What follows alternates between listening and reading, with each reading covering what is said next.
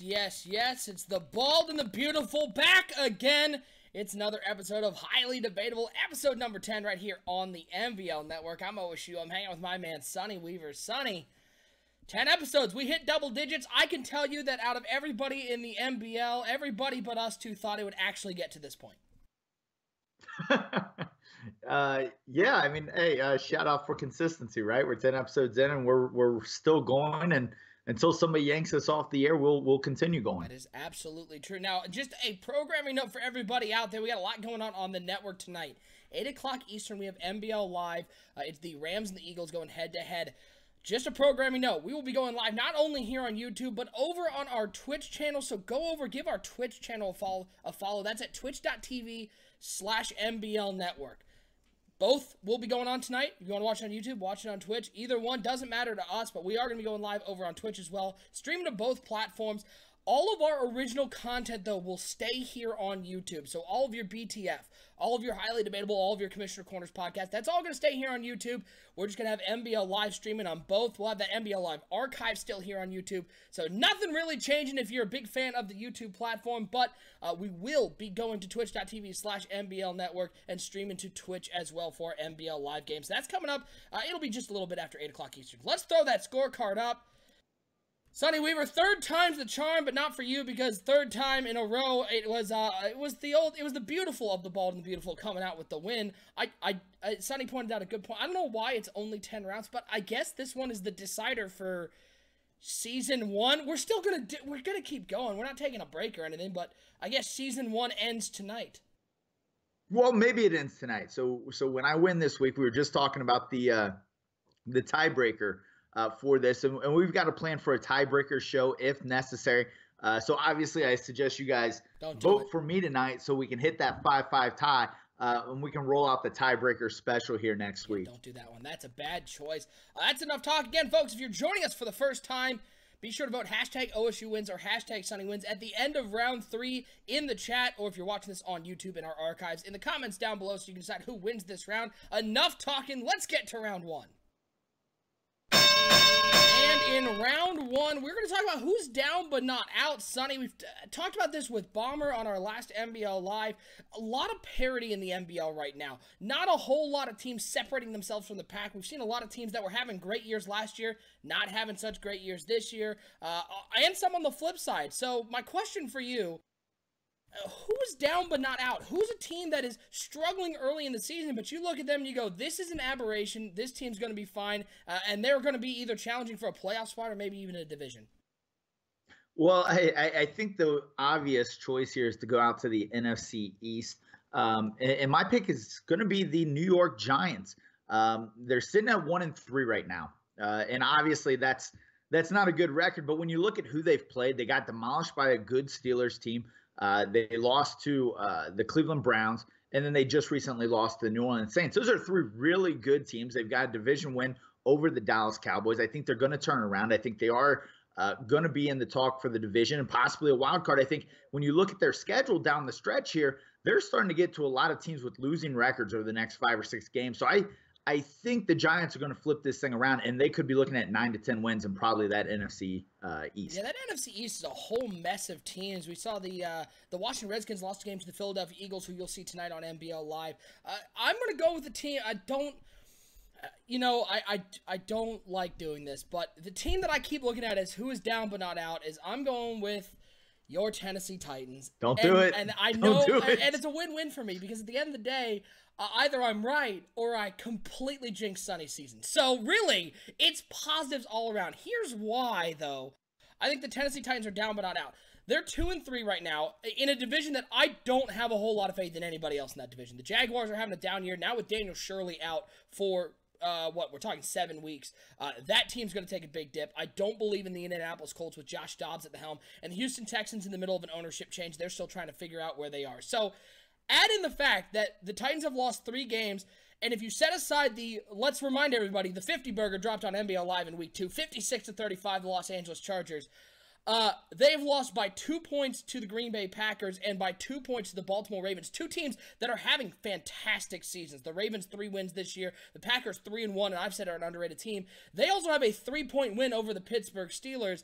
It's a tough schedule. They go against the Detroit Lions in week 6. So, Sonny, pucker up. That's going to be a tough game to win. But with the division in that AFC South, I have no faith in any other teams. I think the Titans are going to be fine. That defense that is currently in the bottom 5 of every statistical category will find a way to turn it around, especially as they get to an easier part of their schedule. The offense is fine. They'll find their running game. The Titans are still going to win that division. They're still going to be in the playoffs. Well, you've put me in a precarious position where I have to actually argue against my own team. But let me go ahead and I'll go ahead and try that. The defense is one of the worst in the league, as we did see on NBL Live. That 50-burger was highly embarrassing. That repeat happened against the Ravens. When you're looking at this, obviously, I got to tell you, the Titans, yes, I get it. They're my team. They may be okay, but I think what I got to go back to the Giants for is this. You start looking through their schedule coming up. They get the 2-3 Cardinals, 3-2 Ravens, 3-2 Seahawks, 1-3 Eagles, 1-2 Rams, 2-2, 1-3, 1-3. You're seeing a lot of bad teams on their schedule. In fact, I'm only counting 3 teams right now with a winning record. It's that Giants team. They've still got a lot of talent. Davis Webb, they got the second-year wide receiver now out there to go across from Odell Beckham Jr. They've got the talent. I think that team can be explosive. So I really think that Giants team, we're going to be talking as probably a 3 seed when it comes to playoff time. Yeah, I don't disagree with you because that NFC East is a mess. Again, the Redskins, we've talked about it over and over. I don't know what their identity is. So I just have no idea what to make of them at 2-2. I don't really, the Eagles have been, they got a nice win early in the season. Nat Minor is a very nice player, but I don't think they're going to be in the top, they're going to be in the top 5 picks, and the Dallas Cowboys are having a terrible season at 0-4. To speak to schedule, sorry, I don't know if you knew this. I'm sure you probably knew this, but you got the 5-0 Lions coming up, and then after that Lions game, from week 7 on, you play one team with a winning record right now, and that's the 3-2 Cleveland Browns. Everyone else the Titans has a losing record or is at 500. That's the Indianapolis Colts. The Titans are going to be fine, and that division is horrible. I honestly, the answer is I think at this point, both of our teams they're going to be fine. It's early season turmoil. It's been a little crazy. It's provided for some fun reactions, but I think both these teams are going to be fine. So let's get to round 2.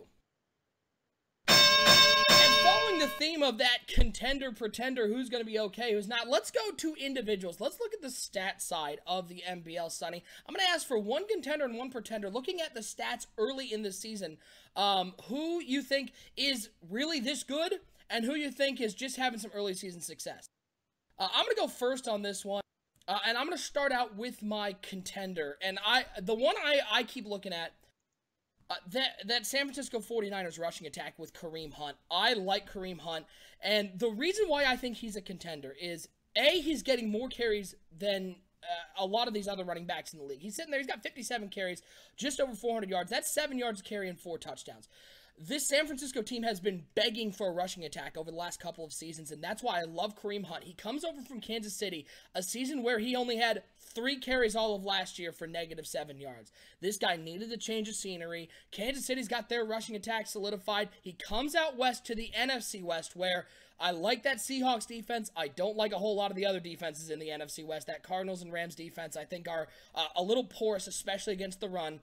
Hunt's got great numbers. He's coming off a game against the Arizona Cardinals where you had 18 carries for 153 yards, and he didn't even find the end zone. He had a 65-yard rush and didn't even find the end zone in that one. I like his numbers. I like how he's running the ball right now, and it seems like with an opportunity in San Francisco, this guy is just playing with his hair on fire. This guy is playing like he has a new purpose. He's young. He's athletic. I love him in San Francisco. Yeah, Kareem Hunt, I looked at him earlier. I'm a little worried. 7 yards a carry. I'm not sure that's sustainable. It's really been 2 games, kind of explosive games, 2 kind of mediocre average games. And when you look at who those were against, the Buffalo Bills and the Arizona Cardinals, you don't get super impressed with those rushing attacks. I think excuse me. Whoa, got that bleep button. Settle down, Sonny. No need to call people names. Hunt really has a... Kareem Hunt is not taking that nickname, by the way. It's a horrible nickname. Maybe. I don't know. But no, I think Hunt has a chance to prove that going forward. But I'm not sure he's the guy yet. There are a lot of impressive running backs in this league. I don't think he's going to end up making it into the top 5 when the year ends. All right, well, who do you got as your contender? Well, when I started looking through the contenders, there were a lot of in there that were really impressive to me. And the guy that I kind of look to is Heath Joyce, right? And historically, this has been a Matthew Stafford, Ben Roethlisberger league, but now we've got Heath Joyce. He made a nice little run a couple years ago. But what I think you get in Joyce now this year is a better schedule. He's airing it out over 300 yards 3 of the last 4 games. Ben Roethlisberger obviously not playing for most of this season. Matthew Stafford's still going to be a threat here, but I think Heath Joyce could have an MVP style season this year. He's got the weapons out there. He's got a favorable schedule. That's a guy I'd look out for this year to maybe be in that conversation come week 12 or 13. Yeah, that Carolina passing attack, they can't do a whole lot defensively, but they know how to air it out. Heath Joyce having another fantastic year. In terms of pretenders, I'm going to go with a guy we talked about last year as one of the sort of breakout players. And from what I've seen of him early in this season, I'm not buying into it. I'm going with Jerick McKinnon of the Denver Broncos. A fantastic season last year, over 1,600 yards, 6.1 yards per carry. He started out this season 61 carries, 426 yards, 7 yards per carry, 2 touchdowns. But here's my problem. Last year, he had a workload. He had 264 carries last year and 16 touchdowns. The Denver Broncos, they're sitting there at 4-1 this year. They're having a great year, and a lot of that's because they are starting to air the ball out more. Stewart at quarterback is throwing the ball more than they ever have. Look at Jerick McKinnon's last game. I mean, again, there's only 5 games this season, but his last 4, he's had 15 carries, 9 carries, 8 carries, and 16 carries against the Dolphins. They're not giving him the ball as much anymore, and he is living and dying by the big play. He's not finding the end zone, only 2 touchdowns this year. I just don't like Jerick McKinnon was a volume back last year. He thrived getting so many carries with that 264 carry mark. He's not going to get nearly that many this year, especially if the Denver Broncos are passing the ball like they have been this year. I just think Jerick McKinnon is going to take a big step back. I would guess he's probably going to be in that 6 to 7 touchdown range. He'll still probably hit 1,000 yards, but not much over that. I don't like Jerick McKinnon in Denver. Well, that's a little bit difficult to argue. I mean, you've got the guy who had 1,600 yards last year. He's actually on pace to almost have as many carries as he did last year. I think that creeps up here in the next couple weeks. There were a couple weeks where it was down, but if you look at the scores there, he was throwing a little bit more. When you look at Jerick McKinnon, though, what he does have going for him is he's averaging like 80 yards a game. So he's actually having a really good year. He's a returning rushing champion. He's a guy that I can't call him a pretender. I mean, he's still, if he gets 1,300 yards, if I was getting 1,300 yards on the ground, I wouldn't be calling anybody a contender. Right, well, who's your pretender then? My pretender, I'm going to take one out of your book and go to the Tennessee Titans. I'm going to go with safety Devin McCourty. I'm sorry, but six picks in 5 games. 4 of those in one game. That's not really sustainable, and really that comes down to, like you said, one game. The Indianapolis Colts could not throw to anyone on the field in their own jersey. They just chose to throw the ball to Devin McCourty. Devin McCourty, 4 interceptions in that Colts game. That is definitely an outlier. So sitting at the top of that interception leaderboard, I do not think that's sustainable. 6 interceptions, 5 games. If he ends with 9 interceptions on the year, I'd actually be impressed. The guy's a great player. Obviously, he's making plays in the backfield, but when the ball's thrown right at your face, all you can do is catch it. I'll just leave with this last word on Jerick McKinnon because I was just flipping through the Denver Broncos. Jerick McKinnon, yeah, he's averaging 80 yards a game, absolutely. He's not having a whole lot of carries though, and guess what? He's still got 5 games against the division, and the Chiefs, the Raiders, and the Chargers all have fantastic run defenses. They all have stout defensive lines. With 5 games left against the division, the Broncos have sort of avoided that division plague. I just think Jerick McKinnon is going to take a big step back. But that's enough talking about stats. Let's talk about NBL Live in round 3. And the word in NBL Live is starting for the Philadelphia Eagles tonight will be the ageless one, 41-year-old Drew BREES, coming over from the Tampa Bay Buccaneers last year after many seasons in New Orleans. He'll be starting for this Philadelphia Eagles team. Sonny, my question for you is this the right time for Drew BREES to be starting for the Philadelphia Eagles? It's not the right time for Drew BREES to be starting for any team at this point in his career. This is not the Drew Brees of old. In fact, we know when he got jettisoned out of New Orleans, he was a 58% passer. The previous season, he was a 59% passer. Little uptick down in Tampa Bay last season, 64% passer. Still huge amount of interceptions being thrown by Brees this late in his career. I don't think he has the arm strength to push the ball downfield. And when you've got two big wide receivers and you're going to get vertical, a guy with such a weak arm is not the answer here. And I think they're bailing early on their second-year quarterback, Hayes Dunn's. I think the guy's got a decent chance. He's got a good arm on him. They got to let him develop. I don't know what what Hanking Dunn does right now. Drew Brees is not the long-term answer. He's going to be gone in a year. They got him on a one-year contract. And honestly, if you go back and you watch the film like I have of that Cleveland Browns game, three bad decisions by Dunn. Other than that, he's a 70% passer, and he had him in position to win. So I don't think Brees is the play for Philly right now. Well, let's go with it was 3 bad decisions against the Cleveland Browns. It's also 3 bad decisions against the Baltimore Ravens. It was 5 bad decisions against the San Francisco 49ers. Haynes Dunn sitting there 4 touchdowns, 12 interceptions. Do I think Drew Brees is the correct answer?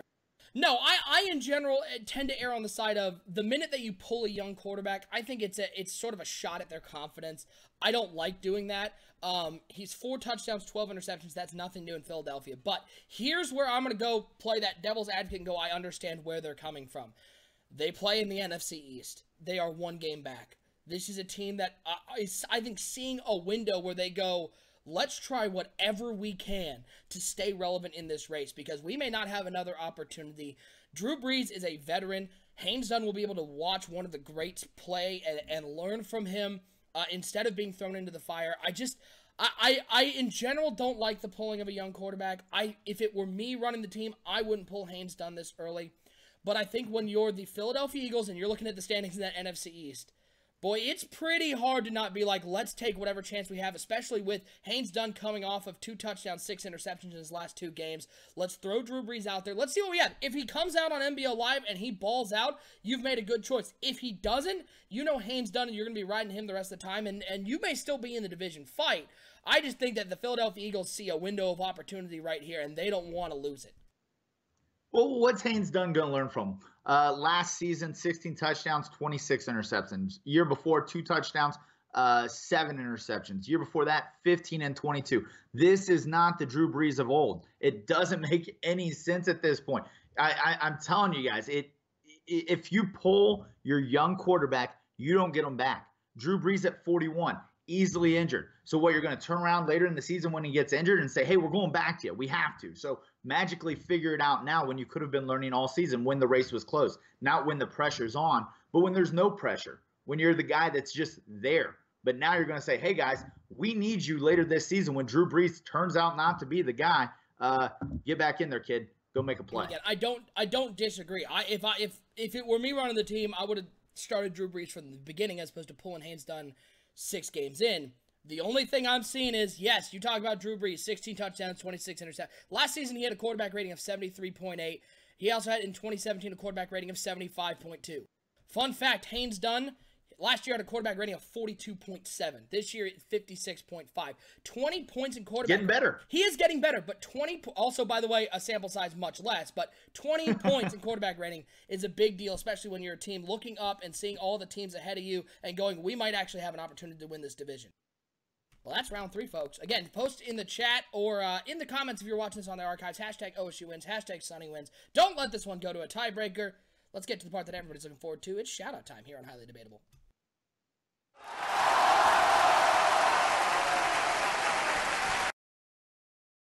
If you'll bear with me 1 second, no joke, our Skype just crashed. Absolutely 100% just crashed. So I'm just gonna open that back up. So yeah, just keep posting that in the chat. I'm just gonna keep talking while Skype gets back in here. Really big shout out to Skype and Skype Technologies for their fantastic programming. Let's get all Tonals back in here. Waiting for Tonals. He just got to pick it up. That's all he's got to do is pick up the phone, Tony. Tony, pick up the phone. Tony, pick up the phone. Tony's not picking. It might have been on Tony's side. Who knows? Let's see what Tony. Let's see if Tony's not picking up the phone, folks. I'll show you what's going on over here. Look at that. It's dialing. It's right there. It's dialing. He's not picking up the phone. Calling. Come on, Tony. You can do it. Pick up the phone. This is called vamping here on Highly Debatable. I'm surprised, by the way. He says no. No what? Sonny, we're still live! Hey, he called back. He's back, baby. Hey, we missed what's you. Up? Yeah, you didn't like what was going on there, huh? No, well, I got the message that said Skype stopped working. So a big shout out to everybody over at Skype Technologies for that particular moment. Well, it sounds like it was winning. I was just reading through all the chats here, just admiring this win. Settle down. Look at that. See, look at that. Things happen on a live broadcast. We keep rolling here on Highly Debatable, even though Skype tried to sabotage us. They didn't like the fact that Drew Brees was starting. That's what it came down to. I think our viewership went up while we were off. Not a coincidence. Not a coincidence here. So Highly Debatable shout-outs time. First shout-out to Skype for being you and being awesome. I'm going to give a big shout-out to the Baltimore Ravens. Baltimore Ravens are having a great season out there at 3-2. I love that Baltimore Ravens team. I like the Green Bay Packers as well, and a big shout-out to them. But I just looking at the teams that are sort of having good seasons. Ravens are having a fantastic one out in that AFC North.